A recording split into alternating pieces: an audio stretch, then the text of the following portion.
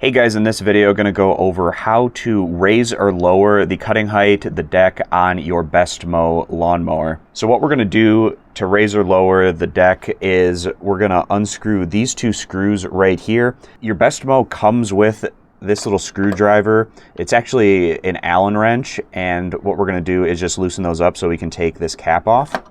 Once you have the cap off, you should see that standard, the deck is going to be at the medium setting, which is about 2.5 inches for cutting. The low setting is about 1.5 inches, and then the top setting is about 4 inches. So if you're looking at about 1.5, this one's actually, I think it's exactly 2.38, so kind of around 2.5. And then we have 4 inches set at the top. So low, medium, high, whichever one you want, you just slide this into place. And then after you do that, you can just put the cap right back on, and you should be good to go and locked in place with the cutting height and where the deck is underneath your Bestmow robot lawnmower.